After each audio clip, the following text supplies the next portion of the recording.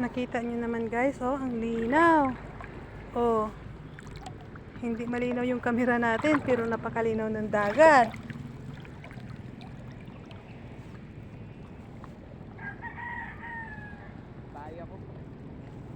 Bad habit. Kita nyo yung damo ng dagat, oh. Klarong-klaro na. Ayun, ang ganda. Napaka-beautiful naman talaga ng gawa ng Panginoon.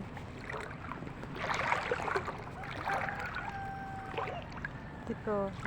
Kita nyo yun? Oh. Yan. Klarong-klaro yung mga bato. At tapos, ayan, oh, may empty shell.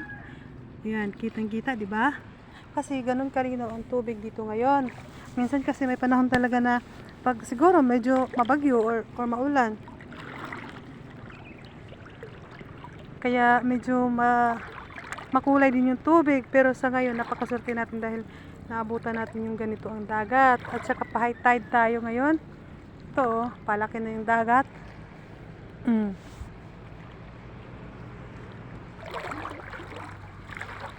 Pero nawala na dito yung dati kasi ang daming jellyfish din dito banda.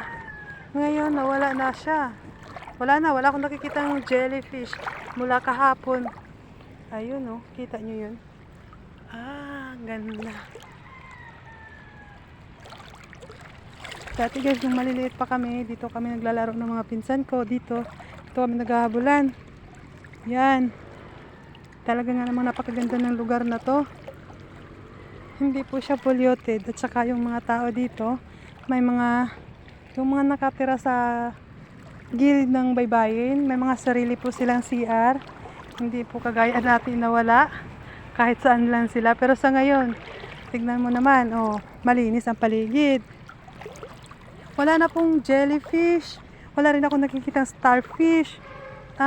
Yung mga bakas na lang siguro ito dati ng mga, alam mo yung mga dati hindi pa nalilinis yung dagat. Ayan. Ayan, oh, may mga bakas po ng dumi. Hindi naman siya dumi. Mga kahoy-kahoy. Tignan natin itong isa guys, kung buhay itong shell na to. Tignan natin ha. Ay! Walang laman. Iba na yung laman niya, hindi na yung original. Kasi dito mayaman sa, kung nakikita niyo yan, lumot siya guys. Oh.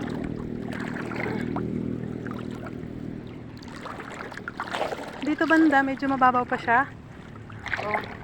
Hindi below the knees pa siya ngayon. Hindi kagaya dun sa ibang part na nag-above the knee na siya. So kailangan natin lumayo kasi aabutan na yung cellphone natin. Dito guys, oh, mababaw lang. Maganda dito. Yan, oh. Napakalinaw. Kaya mababaw, kaya malalim, napakalinaw po ng dagat ngayon. Napakaswerte natin. Pero in fairness, talagang malinis na itong lugar na to ha. Hindi kagaya dati na basura everywhere. Saka talagang yung mga naninirahan mismo dito, talagang disiplinado ng hindi basta-basta nagtatapon ng mga plastic, ng mga basura nila kung saan-saan.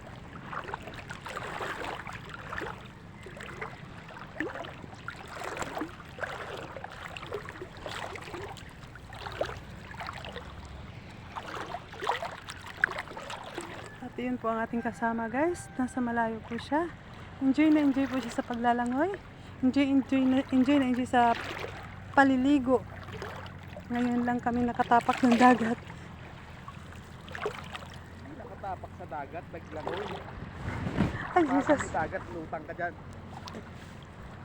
Nakaapak naman ako ah. Hindi naman ako lumalangoy ah. Pakan pala yung dagat na. Naapak naman ako sa dagat ah, oh. Naglalakad nga ako eh. Tapos doon sa kalayuan, doon sa malalim na bahagi, doon nangunguha ng isda yung pinsan ko. Minsan kasama yung mga anak niya. Yun. Ayun, nandito lang tayo sa gilid lang tayo. Pero ito, Malalim na to. ayan. Malayo-layo na kami pero mababaw pa rin yung tubig, oh. Nasa ano pa rin siya, above the knee. So far. Ayan, tong kasama ko, oh. Yung kasama ko nahubog pa rin. Grabe guys, ang sarap ng pulutan namin kagabi.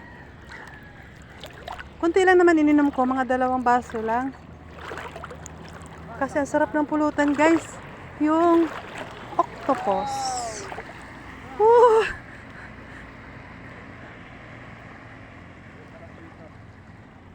Yung octopus, ulam namin. Tapos malalaking isda, inihaw lang. Tapos may tinulang isda, napakataba. Look at that guys. Ano tayo ma, yun oh. Mababaw pa dun eh. Ang babasa na yung pants ko.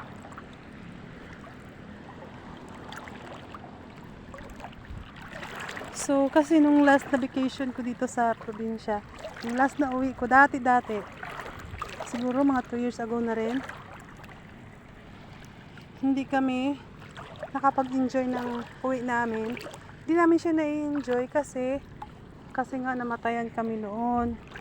So, siguro ito yung pagkakataon na mag-refresh. Mahal, hindi ko na kayang abutin doon. Mababasa na ako. Tingnan mo, aabutin na yung damit ko. Aray ko. Oh. Aabutin na yung damit ko, dong. Oh. Diyan ka na lang.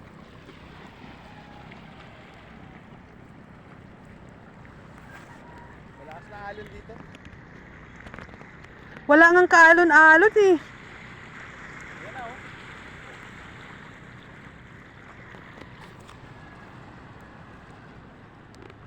Yan oh. Alon yan ma.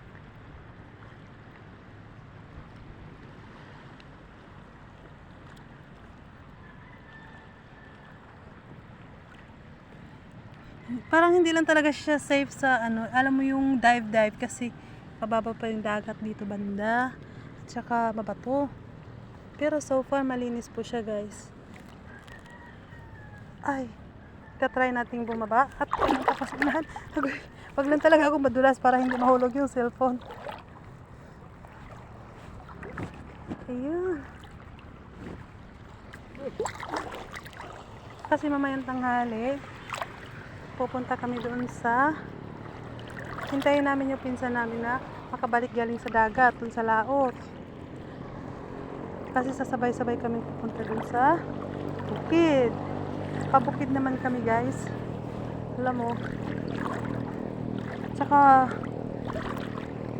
limited yung gala namin kasi limited lang din yung budget namin sa gastos. Inuuna namin yung pagkain. Nagpundo na kami ng pagkain ng bigas. Para kahit papaano abutan man kami ng ilang araw, hindi masyadong gutom.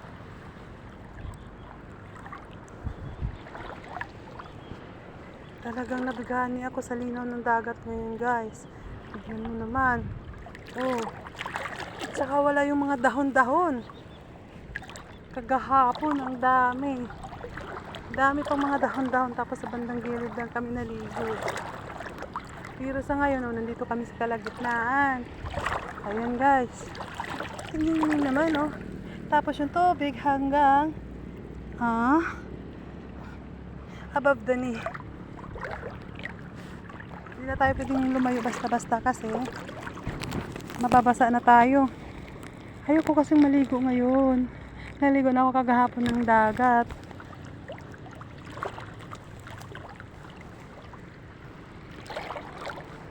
Sus, napakaganda ng lugar na to. Kung talagang maiingatan lang ito ng mga naninirahan dito.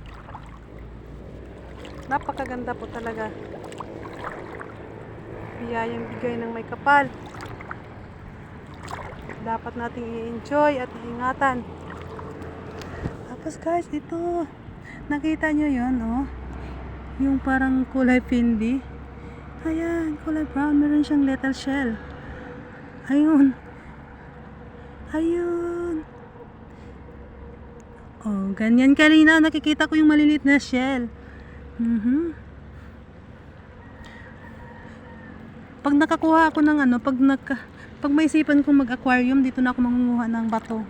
Tsak na matutuwa yung mga alaga kong isda pag nagkataon. Kasi malalaki yung bato dito, oh. Libre pa, kuhain mo lang. Sa Maynila, napakamahal ng bawat piraso. Gaano man ito kaliit. Pero dito, magtiyaga ka lang na kumuha, may makukuha ka talaga. Ayan. Parang natitempt na ako na lumangoy din.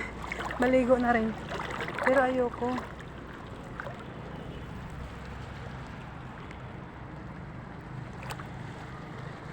Napakaganda siguro pag ganito yung bahay mo. Alam mo yung retired ka na, tapos ganito yung view ng bahay mo. Pagbukas mo ng bintana, ito na yung view na bubungad sa'yo, tapos pakapi-kapi ka with your tinapay, tapos ganito. Siguro dito na ako magagawa ng retirement plan ko. Dito na ako magtatayo.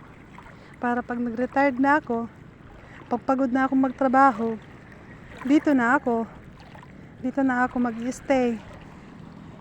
Tahimik yung paligid, hindi masyadong polluted yung hangin, at saka napaka-presko ng mga pagkain. Magtanim ka lang, mangisda ka lang, ayun. At saka guys, yung mga isda dito, sa awa ng Diyos, natigil na yung pagdidinamitan nila. Kasi dati nagda-dynamite talaga sila. Buti ngayon, napigilan na sila. Kasi kawawa na yung mga maliliit na isda, nadadama, hindi na lumalaki. O ngayon, nandito tayo sa may batuhan. Medyo mataas dito na part, kaya kababaw lang siya. Oh. Lalaki. Ganito yung mga bato na nakikita ko sa may aquarium. Ayun, oh. Yung may mga forma-forma, tapos may mga butas-butas. Ganyan yung bato sa aquarium. Oh, ito, oh. Tignan mo. Alam mo yung mapagtataguan talaga yung isda.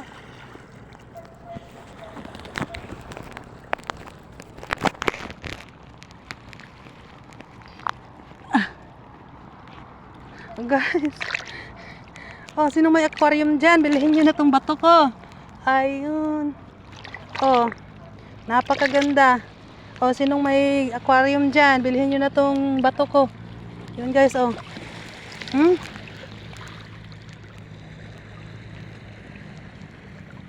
Dami ng butas-butas yan. Oh, may mapagsisiksik ka na dyan yung isda mo. Ang laki. Ganun lang siya kalaki. Parang maliit lang tignan, pero napakabigat. Bato nga pala yun. Ang dami kong nakikita pang aquarium na bato. Tingnan nyo naman. Hala. Napakaganda. Ayan, mababaw na dito banda, oh.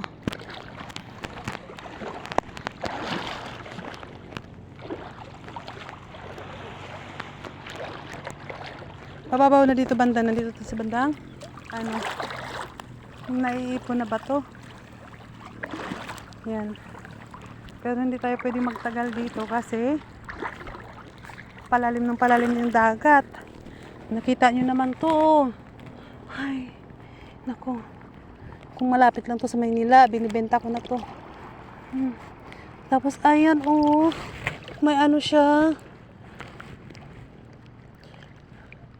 Seagrass. Natural talaga siya na nakaganyan na siya, guys. Alam mo yung may butas-butas na? Oh, may design na siya. Saan ka pa?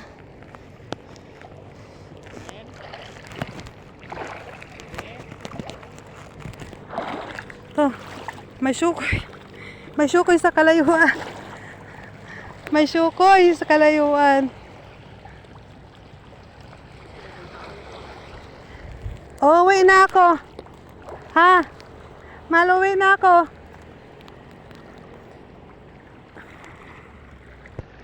Medyo nasa bandang gitna na siya, pero Pero alam mo yung nakataas yung mga bato, kaya medyo ano na siya.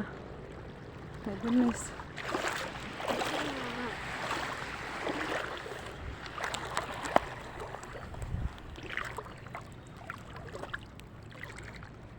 Hala, ang ganda.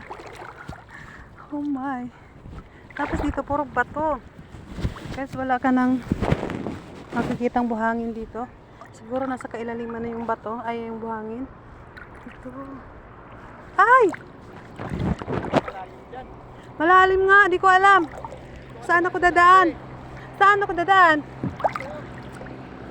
Diyan? Sige. Mababasa na ako.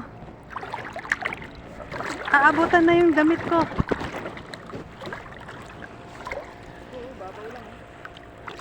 Aray ko, Jesus, muntik na akong madapa. Dito, banda. Papunta roon.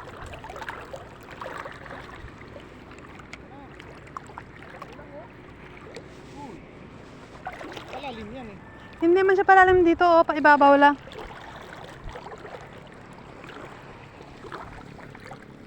Yan eh, pang-pang. Pupunta ka pa ron.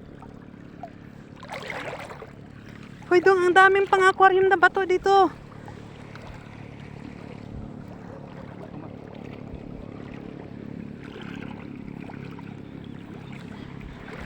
Dapat dong naka-jacket tayong maligo para hindi tayo mangitim. That is PPE.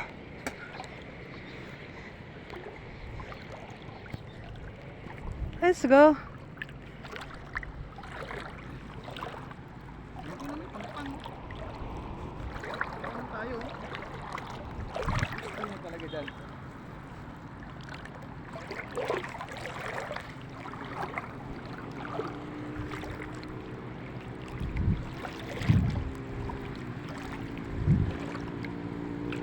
Kasi dito banda dong mababaw pa rin to. Babaw pa rin yan.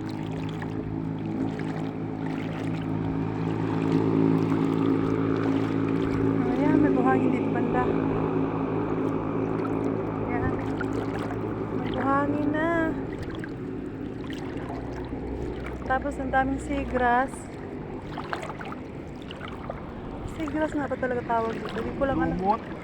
Hindi, may mga seagrass din. Tignan mo mga dahon-dahon, oh.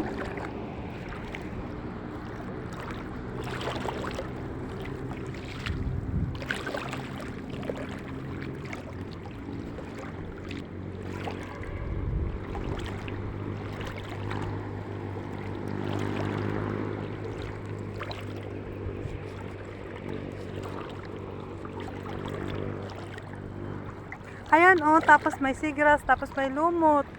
Oh, diba?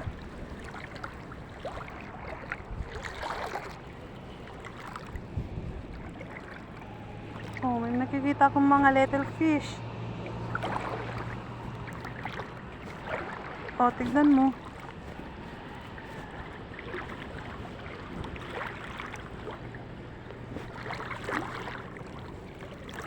Pababaw na kami ng pababaw. Papunta na kaming ahon.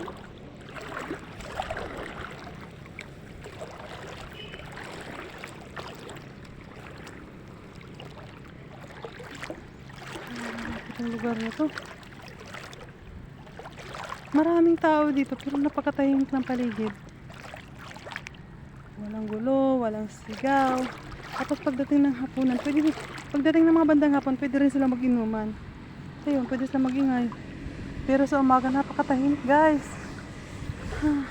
Tapos napaka-presko ng paligid. Tapos ganito ba kaganda yung view mo? Pagising mo, oh.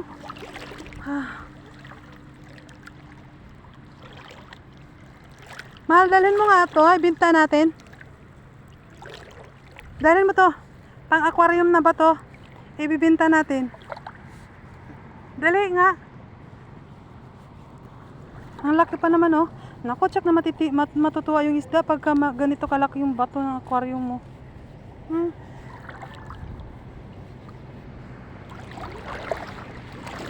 Ang ganda.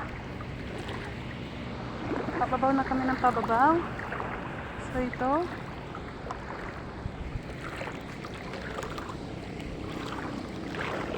Natutuwa talaga ako. Ang daming pang aquarium na bato. Hindi ko lang kasama si Lian kasi may school na siya.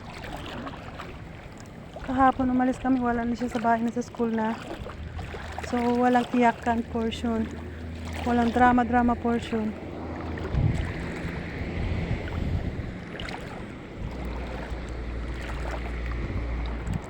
Meron tayong nakikitang mga mangilan-ngilan na plastic sa dagat. Pero mangilan-ngilan na lang yan. Kunting push pa sa mga taga rito na hindi matuto na silang hindi magtapon ng kahit na anong plastic sa dagat. Kasi ang balik niyan ay sa ating lahat. Mahalin natin ang kalikasan. Biyaya sa atin ng may kapal. Yay!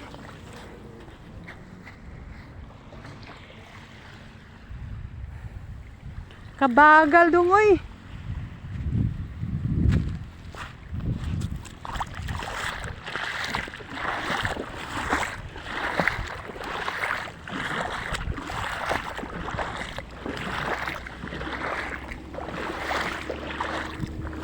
Buti na lang yung tsinelas ko pang all around. Pwede pang dagat, pwede pang bukid. Yun, ganda naman dito. Tapos ayan, may bangka.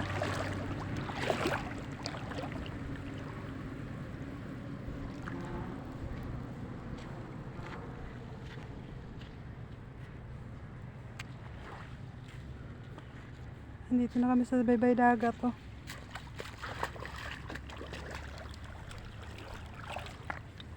Ayusin mo mukha mo. Harap ka dito sa akin. Harap ka dito. Smile. Para hindi halatang hubog. Smile.